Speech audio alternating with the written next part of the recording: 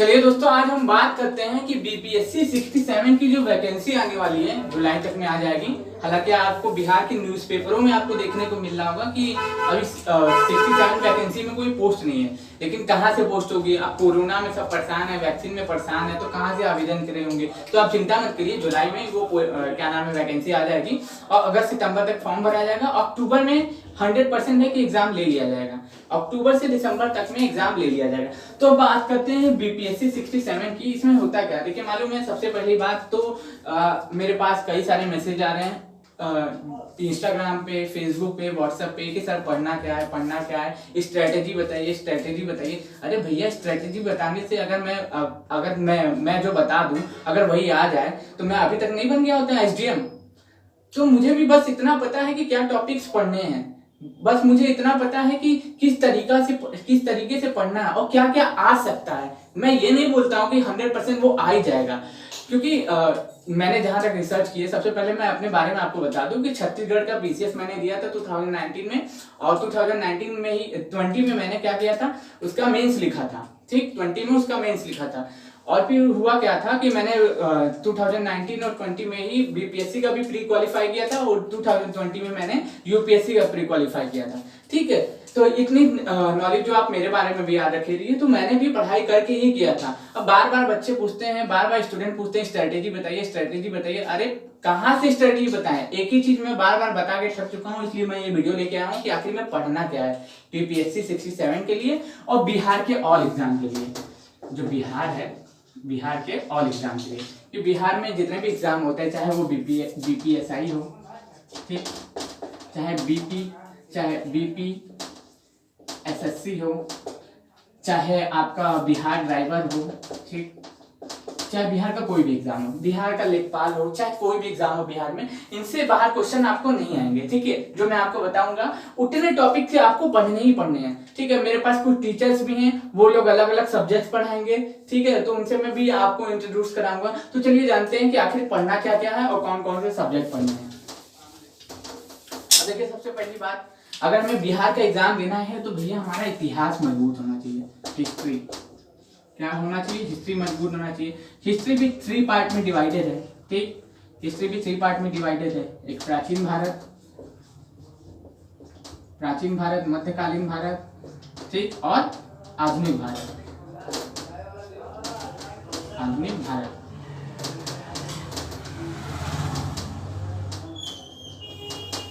अब देखिए, प्राचीन भारत में पढ़ने योग्य क्या है, जो इंपॉर्टेंट टॉपिक्स हैं प्राचीन भारत में क्या पढ़ने है। गुप्त काल पढ़ना है, ठीक, मौर्य काल, विजयनगर साम्राज्य, सिंधु घाटी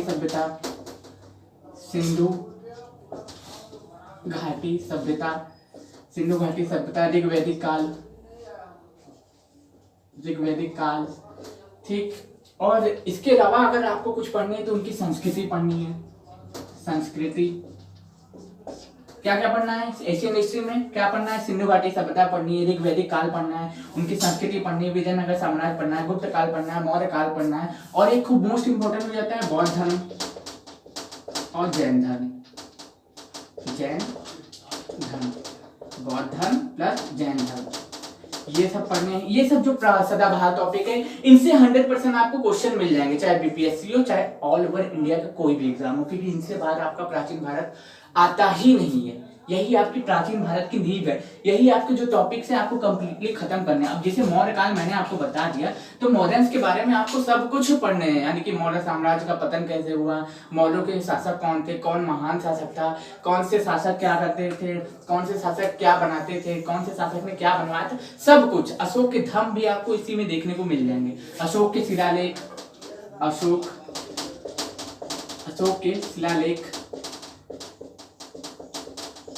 शिलालेख ये पढ़ने हैं, इनसे क्वेश्चन आते हैं। ठीक है, एक और आपका देखने को मिल जाता है, आपको क्या मिल जाता है एशियन हिस्ट्री में ही आपको देखने को क्या मिल जाता है कि जो क्या होते हैं मौर्योत्तर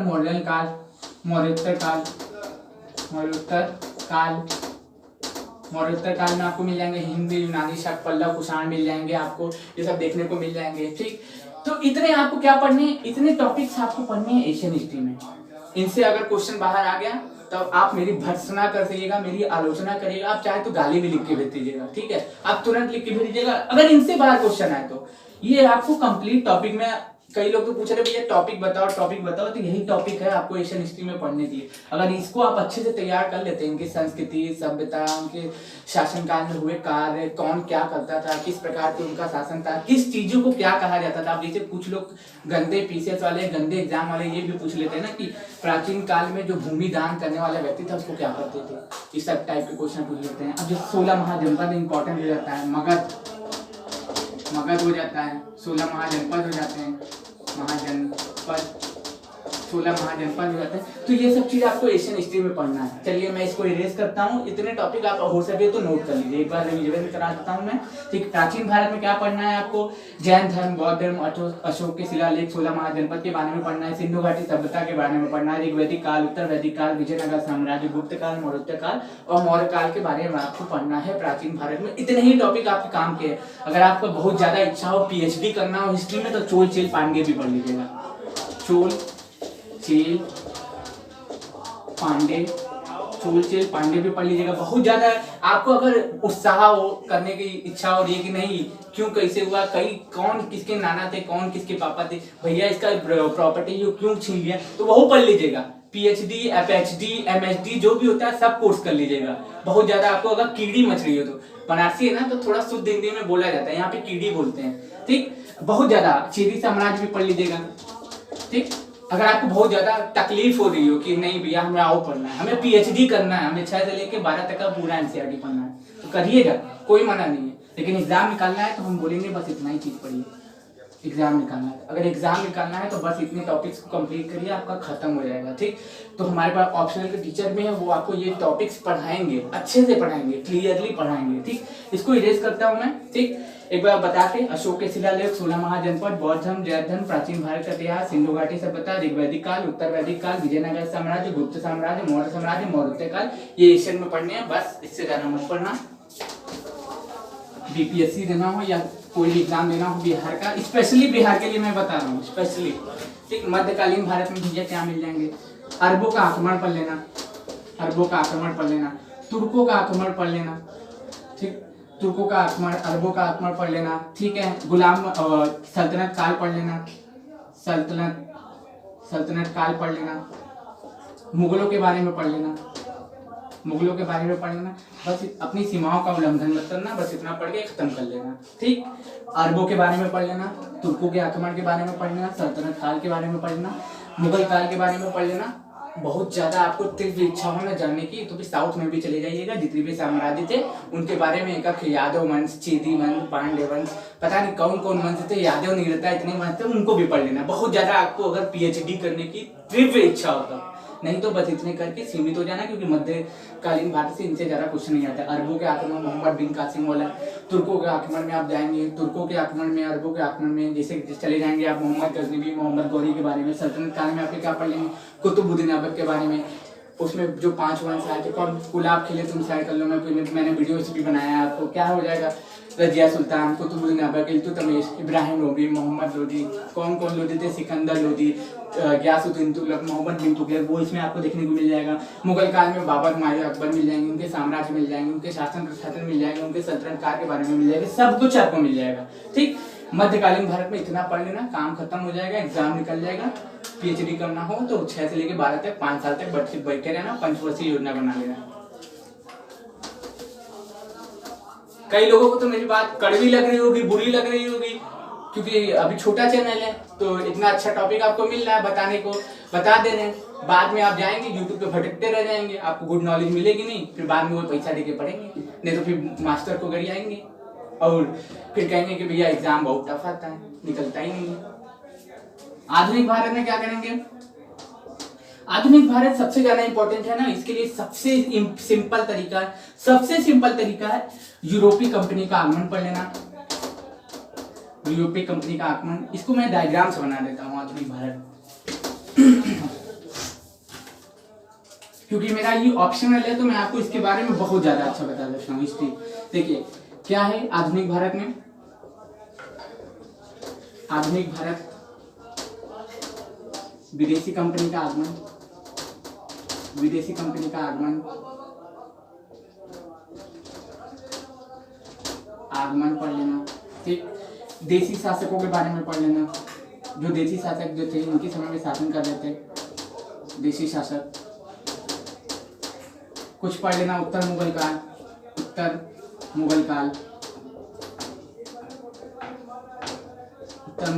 गांधी एक व्यक्तित्व है, एक युग है। गांधी के बारे में पढ़ लेना, बिना गांधी के आपकी नैया पार होने वाली है नहीं, क्योंकि मरने के बाद भी पीछे दौड़ा रहे हैं, जिंदा रहे तब भी पीछे दौड़ा रहे थे, नोट्स के लिए परेशान होते हैं, अभी वही के लिए हो रहे हैं। तो गांधीवाद पढ़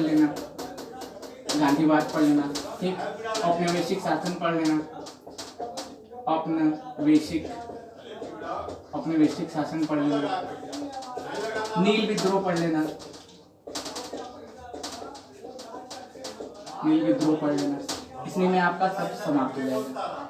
बहुत और थोड़ी बहुत अगर पढ़ने की इच्छा हो तो इसमें तो सभी आपका कवर हो जाएगा। विदेशी कंपनियों का आगमन, जैसे मान लीजिए पुर्तगाल, डच, यूनानी, पुर्तगाल आ गए, डच आ गए, अंग्रेज आ गए, फ्रांसीसी आ गए, उनमें आ जाएंगे। वो देसी शासकों से जो लड़ाई करते हैं उनके बारे में पढ़ लेना, और जो उनके शासक इनकी लड़ाई करते हैं इनके बारे में पढ़ लेना। लोकल जो साम्राज्य औरंगजेब के बाद अस्तित्व में आ गए थे उनके बारे में पढ़ना है हम लोगों को, और देसी शासकों के बारे में, जैसे हैदराबाद का निजाम था, ठीक, कर्नाटक में मैसूर हैदर अली था, ठीक, बंगाल में मुर्शिद कुली खां था, प्लासी बक्सर के युद्ध के बारे में पढ़े थे, अवध में शहादत खां था, ठीक, इनके बारे में पढ़ लेंगे।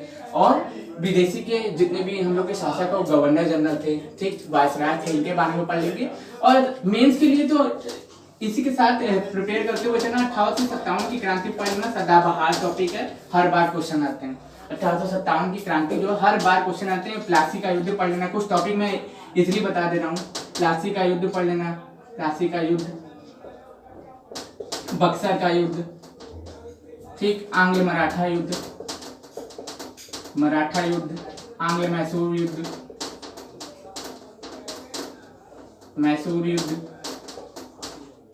आंग्ल मैसूर युद्ध पढ़ लेना। और कुछ और भी तुम्हें मिल जाएंगे। आंग्ल सिख युद्ध पढ़ लेना,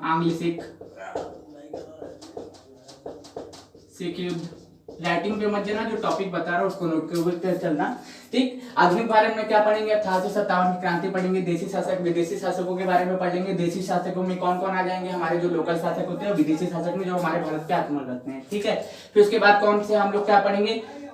प्लासी के युद्ध, बक्सर के युद्ध, गांधीवाद के बारे में पढ़ेंगे, यानी कि गांधी के पोस्ट इंपॉर्टेंट हो जाते हैं। इतना टॉपिक कंप्लीट कर लेना, आधुनिक भारत का इतिहास भी खत्म हो जाएगा, आपकी पूरी की पूरी समस्याएं दूर हो जाएंगी। और सामाजिक सुधार आंदोलन भी इंपॉर्टेंट हो जाते हैं। सामाजिक सुधार आंदोलन, और एक और आपको एक्ट मिल जाएंगे आपको 1773 से लेके 1935 तक जो एक्ट आया था वो पढ़ लेना। रेगुलेटरी एक्ट से लेके भारत शासन अधिनियम तक पढ़ लेना, सब कुछ इसी में कवर हो जाएगा, आपका एग्जाम अच्छे से निकल जाएगा। इससे ज्यादा पढ़ने की तीव्र इच्छा हो तो आप जाइए, बुक खरीदिए, 5 साल तक पढ़िए, पंचवर्षीय योजना बनाइए, फिर बीपीएससी में टॉप करिए, ठीक है। अब इसको इरेज करता हूँ कि हिस्ट्री के लिए मैंने बता दिया कि आपको क्या पढ़ना है, क्या नहीं पढ़ना है। करंट अफेयर्स के लिए डेली बेस पे करंट अफेयर्स में लेके आऊंगा ही। करंट अफेयर्स, इसको इरेज करता हूँ। चलिए हिंदी वाले पे आते हैं। करंट अफेयर्स हमारे चैनल पे विवेकानंद जी लेके आएंगे, ठीक। विवेकानंद जी हमारे टीचर हैं, विवेकानंद डेली बेस पे लेके आएंगे। डेली बेस पे करंट अफेयर्स जो पढ़ाएंगे उससे बाहर पढ़ने की कोशिश मत करना, मैं खुद छांट के बनाऊंगा उस करंट अफेयर्स को, ठीक। तो उससे बाहर क्वेश्चन आने वाले हैं नहीं। जनवरी से लेके अक्टूबर तक का पढ़ना है, जनवरी से लेके, ठीक, अक्टूबर तक का पढ़ना है। जनवरी से लेके पूरा अक्टूबर तक पढ़ना है, जनवरी से पूरा अक्टूबर तक 2021। जिसको 2020 का पढ़ना है वो क्या करेगा? 5 साल बाद जरूर टॉप करेगा बीपीएससी में या कोई भी एग्जाम में, ठीक। जो 2020 का पढ़ेगा ना वो 5 साल बाद जरूर टॉप करेगा, या तो बीपीएससी में या तो ऑल इंडिया एग्जाम में, किसी ना किसी में, जो 2020 का पढ़ेगा। क्योंकि बीपीएससी के पास भी इतना आयोग के पास समय नहीं है कि क्वेश्चन को बार बार पूछे, क्योंकि करंट अफेयर्स नए आ ही नहीं रहे, फालतू के करंट अफेयर्स है, तो पूछेगा नहीं कि उसके घर में लड़का हुआ कि लड़की हुई है, ठीक। बस खत्म करते हैं इसको। फिर अगला टॉपिक हम आते हैं किस पे? हिस्ट्री मैंने बताई थी। पॉलिटी मैं खुद कंप्लीट कराऊंगा, पॉलिटी में खुद कंप्लीट कराऊंगा। अब पॉलिटी में पढ़ना क्या है? तो पॉलिटी में पढ़ने के लिए बहुत ज़्यादा कुछ है। बहुत ज़्यादा। जैसे कि मैंने एक आपको बताया कि 73 से लेके 1935 तक जो एक्ट है वो इसमें भी पढ़ने हैं उसमें भी पढ़ने हैं। तो एक का पढ़ लोगे दोनों का काम हो जाएगा, ठीक, एक का पढ़ लोगे और दोनों का काम हो जाएगा। एक ही मॉडर्न हिस्ट्री का भी काम होगा, हिस्ट्री का भी प्लस इकोनॉमिक का भी और प्लस तुम्हारा पॉलिटी का भी। अब एक से तुम्हारा तीनों कंप्लीट हो रहा है। तो भैया इस जो एक्ट है ना 1773 से लेके 1935 तक पूरा पढ़ लेना। 3 सब्जेक्ट कवर करेगा तुम्हारा, पॉलिटी, इकोनॉमिक्स और हिस्ट्री। पॉलिटी, हिस्ट्री, इकोनॉमिक्स तीनों कंप्लीट कर लेगा जो एक्ट है, क्योंकि एक्ट में कई सारे परिवर्तन हुए हैं जो बैंकिंग सुधार में भी गिने जाते हैं, ठीक। अब देखिए पढ़ना क्या है इसमें पॉलिटी में, पहले तो पढ़ लेना है कि भारतीय संविधान का विकास, भारतीय संविधान का विकास हम लोग इसमें एक्ट में ही पढ़ लेंगे। दूसरा हम लोग पढ़ेंगे क्या, भारत की जो उद्देशिका है, प्रस्तावना, प्रस्तावना को पढ़ना है, प्रस्तावना को पढ़ लेंगे। राष्ट्रपति के बारे में पढ़ना है, उपराष्ट्रपति के बारे में पढ़ना है, प्रधानमंत्री के बारे में पढ़ना है, राज्यपाल के बारे में पढ़ना है, हाई कोर्ट के बारे में पढ़ना है, सुप्रीम कोर्ट के बारे में पढ़ना है, ठीक, कैग के बारे में पढ़ना है, ठीक। और आपका एक हो जाता है, इसके अलावा भी अगर कोई टॉपिक पढ़ जाएंगे तो हम लोग उसमें आर्टिकल में कवर कर लेंगे, सब आर्टिकल में पूरे के पूरे टॉपिक कवर कर लेंगे। अगर इसके अलावा भी कुछ टॉपिक बच जाते हैं, संसद भी पढ़ना है क्योंकि संसद से क्वेश्चन हर बार आते हैं, देखने को मिल जाते हैं एक ना एक, ठीक, संसद से भी क्वेश्चन आते हैं। तो ये सब चीज हम लोग कंप्लीट कर लेंगे, हमारा पॉलिटी भी कंप्लीट हो जाएगा। अगर हम लोग यूपीएससी के लिए पढ़ने जाएं तब भी हमें यही कंप्लीट करना है, लेकिन एकदम डीप में जाके कंप्लीट करना है। तो मैं जहां तक बताऊंगा वहां तक पढ़ने की कोशिश करिएगा, उससे बाहर मैं वादा करता हूँ उससे बाहर क्वेश्चन नहीं आते हैं। आप चाहे तो 10 साल का पेपर उठा के देख लीजिए, इससे बाहर क्वेश्चन नहीं आए, ठीक। राष्ट्रपति हो गया, उपराष्ट्रपति हो गया, प्रधानमंत्री हो गया, राज्यपाल हो गया, और आपका जो संसद हो गया, संसद में सभी आ जाएंगे, लोकसभा, राज्यसभा, आपका क्या नाम है, विधानसभा, विधान परिषद, सब कुछ आ जाएगा। तो यही सब चीज पढ़ने हैं हमें किसमें, पॉलिटी में। पॉलिटी में अगर आप पढ़ने जाएंगे ना तो आपको बहुत कुछ पढ़ना पड़ेगा। पॉलिटी में कई लोग बोलेंगे कि करंट अफेयर्स से जोड़ के क्वेश्चन आता है, बिल्कुल नहीं आता है, बेसिक से क्वेश्चन आता है, आर्टिकल से ज्यादा क्वेश्चन आते हैं। और जो हम लोग की उद्देशिका है, उद्देशिका उससे ज्यादा क्वेश्चन आते हैं। प्रस्तावना जो हम लोग की है ना उससे बहुत ज्यादा क्वेश्चन आते हैं। मूल का जैसे मान लीजिए हम लोग एग्जाम्पल लेते हैं, मौलिक अधिकार, मौलिक अधिकार से क्वेश्चन आते हैं, ठीक। नीति निर्देशक तत्व से तो क्वेश्चन आते हैं, नीति निर्देशक तत्व से क्वेश्चन आते हैं। मूल कर्तव्य से क्वेश्चन आते हैं, मूल कर्तव्य से क्वेश्चन आते हैं। आपको संविधान संशोधन से क्वेश्चन आते हैं, संविधान संशोधन से क्वेश्चन आते हैं। यही चीज हमें पढ़ने हैं पॉलिटी में, ठीक है। इनसे ज्यादा पढ़ने की आवश्यकता नहीं है और मैं आपको पढ़ाऊंगा भी नहीं, क्योंकि टाइम नहीं बर्बाद करना चाहता हूँ। प्री प्लस मेन दोनों एक साथ लेके चलेंगे ताकि मेंस के प्री के बाद ज्यादा समय नहीं रहता है। तो आप इसको अगर कंप्लीट करेंगे तो मेरा दावा है कि आप कोई भी एग्जाम क्लियर कर लेंगे। इससे ज्यादा पॉलिटी में पढ़ने के लिए कुछ नहीं है, इससे ज्यादा आप पढ़ेंगे तो आप मूर्खता कर रहे हैं, आप बिल्कुल ही अपने समय को बर्बाद कर रहे हैं। हम लोगों के पास समय बर्बाद करने के लिए नहीं, समय को यूटिलाइज करने के लिए। तो समय को यूटिलाइज किया जाएगा अपने तरीके से, सिंपल डायरेक्शन से, ठीक। पॉलिटी भी आपका इसी में कंप्लीट हो जाएगा। मैंने हिस्ट्री बता दिया, करंट अफेयर्स बता दिया, पॉलिटी बता दिया। अब आते हैं किस पे, ज्योग्राफी पे। ज्योग्राफी पे कई लोग तो क्या नाम है, उनके क्वेश्चन भी अजीब अजीब होते हैं। तो सबसे पहले आप एक बार काम करिएगा कि एक भारत का मैप 100 खरीद लीजिएगा, ठीक। 100 रुपया लगेगा, एक बार बहुत तकलीफ होगी, पता है पैसा बहुत मुश्किल से आता है, 100 रुपया लगेगा, बहुत तकलीफ होगी, लेकिन आप मैप वाइज सब कुछ कंप्लीट करिएगा। जैसे मान लीजिए कहीं झील मिल गई तो झील को उसी जगह दर्शा देंगे। 50 वर्ल्ड मैपिंग का ले लीजिएगा, 50 इंडियन ज्योग्राफी का ले लीजिएगा, इंडियन मैपिंग, ठीक। इंडिया का मैप और 50 वर्ल्ड का मैप दोनों ले लीजिएगा। कहीं झील दिख गई उसमें झील दर्शा दिए, कहीं नदी दिख गई नदी दर्शा दिए। अब जैसे मान लीजिए कई लोग को कंफ्यूजन, जैसे मान लीजिए ये क्वेश्चन में हम पढ़ रहे हैं, कोई महेश बर्णवाल की बुक फॉलो करिएगा, महेश बर्णवाल की ज्योग्राफी खरीद लीजिएगा। ज्योग्राफी अगर नहीं खरीद सकते हैं तो मैं पूरा कंप्लीट करा दूंगा, पूरा ज्योग्राफी कंप्लीट करा दूंगा A to Z, ठीक। जैसे मान लीजिए यहाँ से पूछेगा कि हम लोग पढ़ रहे हैं कि महानदी, एग्जाम्पल दे रहा हूँ, ठीक। चलिए मैं उसका देता हूँ एग्जाम्पल, गोदावरी का। गोदावरी नदी नासिक के त्र्यंबकेश्वर के पहाड़ी पहाड़ी से निकलती है। देखिए मैंने क्या किया था, मैं पहले शुरुआत में इसी तरीके का लिखता था, फिर एक समय ऐसा आता था जिस समय रिवीजन करने में प्रॉब्लम होती थी। तो अब हम क्या करेंगे, बुक में पढ़ रहे हैं गोदावरी नदी महाराष्ट्र के नासिक के त्र्यंबकेश्वर से निकलती है। तो अब हम क्या करेंगे, मैप में जाएंगे और देखेंगे भैया महाराष्ट्र कहाँ है, महाराष्ट्र यहाँ है। ठीक, यहाँ पे क्या लिखेंगे, यहाँ पे गोदावरी लिखेंगे, गोदावरी, और यहाँ पे क्या लिख देंगे, नासिक, और यहाँ पे क्या लिख देंगे, त्र्यंबकेश्वर, त्र्यंबकेश्वर।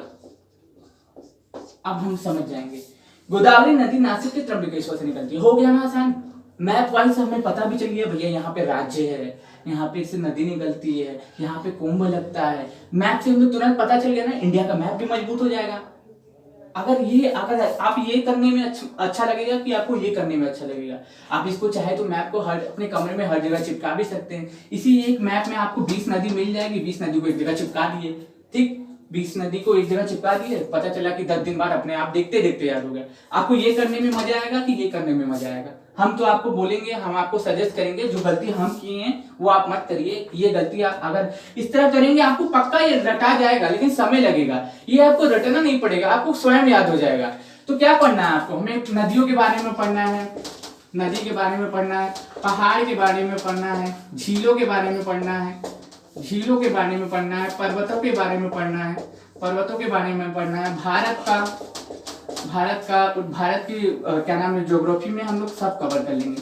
ज्योग्राफी में, भारत की ज्योग्राफी में हम लोग सब कुछ कवर कर लेंगे। जैसे कि मान लीजिए पूछ लेगा कि भारत की अवस्थिति के बारे में पढ़ना है, भारत में पाए जाने वाले खनिजों के बारे में, शैलों के बारे में, और भारत में बिहार कहाँ अवस्थित है उसके बारे में, बिहार की अवस्थिति भारत से कब हुई, बिहार का गठन कब हुआ, बिहार की संरचना कैसी है, बिहार में कौन से पर्वत पाए जाते हैं, कौन से पठार पाए जाते हैं, कौन सी झीलें पाई जाती है, कौन से तालाब पाए जाते हैं, कौन सी नदियां पाई जाती हैं, इनके बारे में पढ़ना है।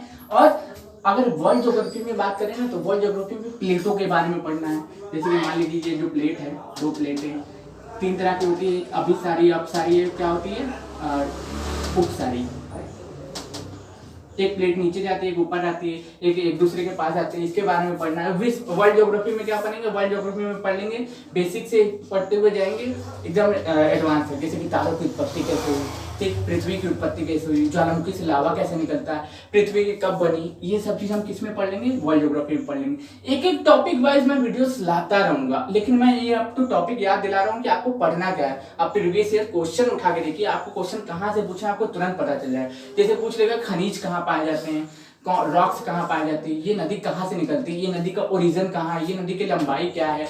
और ये पूछ लेता है कि कुछ नदियां जो है बंगाल की खाड़ी में जल प्रवाहित करती है, कुछ नदियां अरब सागर में जल प्रवाहित करती है। तो ये सब चीज पूछे जाते हैं। तो इनसे ज्यादा क्वेश्चन आपको ज्योग्राफी में पढ़ने को नहीं मिलेंगे, ना आपको पढ़ना है, क्योंकि हमें एग्जाम क्लियर करना है, हमें ज्योग्राफी में PhD नहीं करनी है। इसलिए टॉपिक वाइज पढ़ते हुए चलेंगे, पूरा ज्योग्राफी पढ़ने की कोई आवश्यकता नहीं है, ठीक। लेकिन आपके पास एक स्पेसिफिक बुक रहेगी ना, तो आपको तुरंत उसका आंसर मिल जाएगा।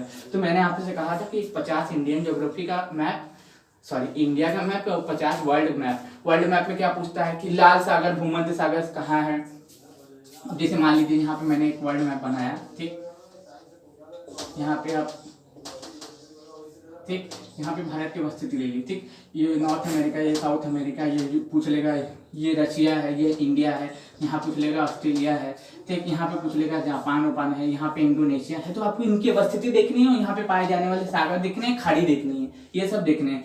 थोड़ा बहुत गरीब एग्जामिनर वाले, जैसे मान लीजिए BPSI वाले हो गए, ये लोग क्या पूछ लेंगे, ये लोग पूछ लेंगे कंट्री की कैपिटल ही पूछ लेंगे। इतना इजी पूछ लेंगे कि जिसकी सीमा नहीं है। तो आप क्या करेंगे, 200 कंट्री का कैपिटल भी रख लीजिएगा, उनका करेंसी भी रख लीजिएगा। कैसे रटेंगे, रोज 5 रटिए, बस 5 रोज पढ़ेंगे, याद हो जाएगा ऑटोमेटिक।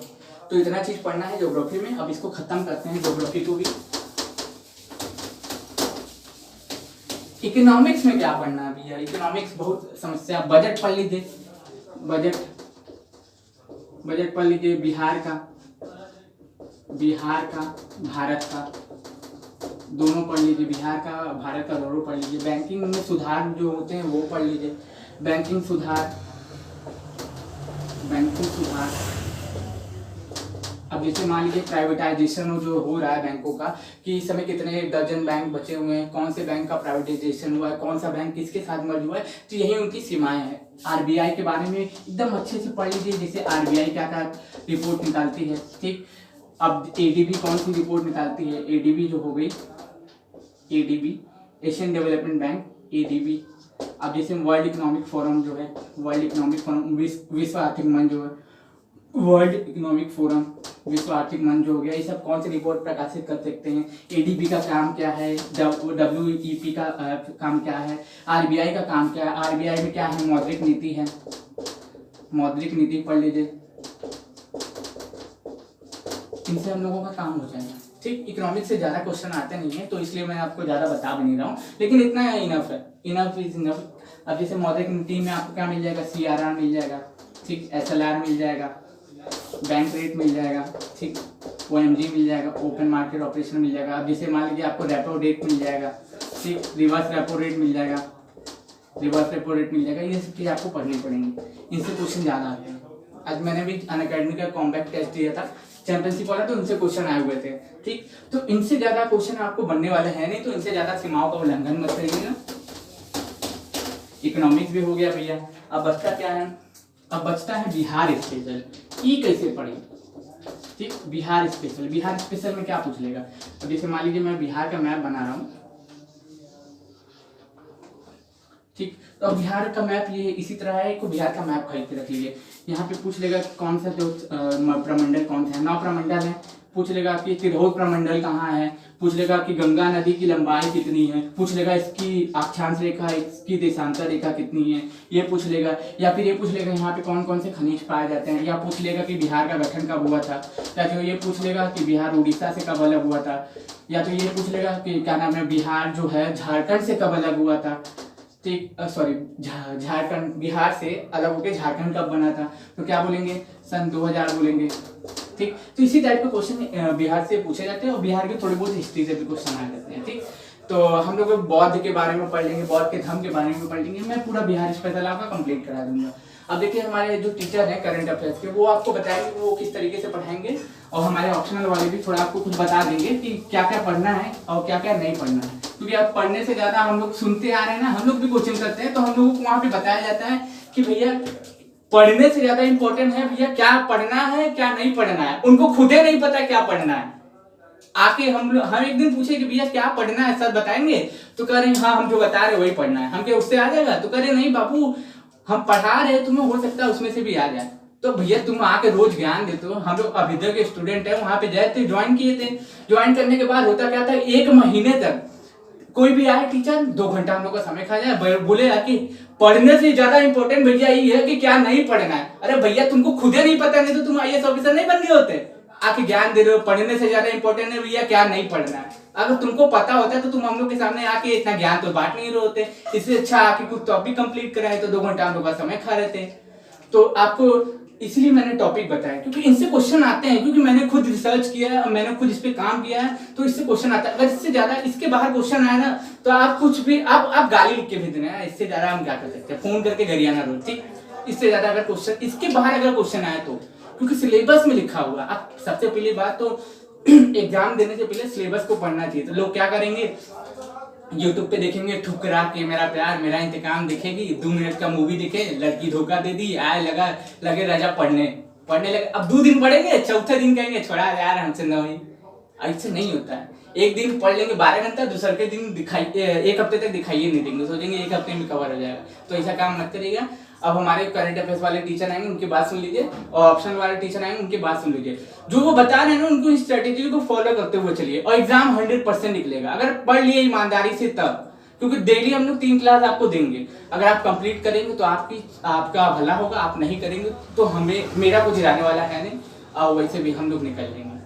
ठीक, कभी ना कभी तो निकल ही जाएंगे, क्योंकि हम लोगों ने रिसर्च किया है, हम लोग खुद पढ़ते हैं, हम लोग खुद स्टूडेंट है। एक स्टूडेंट से अच्छा कोई नहीं बता सकता, आप चाहे तो आजमा के देख लीजिए। अब विवेकानंद सर आएंगे, आपको बताएंगे वो करंट अफेयर्स किस तरह पढ़ाएंगे।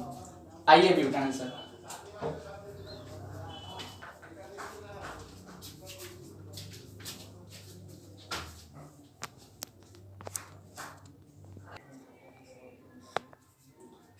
बीपीएससी के बारे में मैं आप लोग को एक और बात बता देता हूँ, थोड़ा क्लियर हो जाए। एक पहला पेपर होगा आप लोग का प्री, जो 150 मार्क्स का होता है, जिसमें 150 क्वेश्चन आते हैं।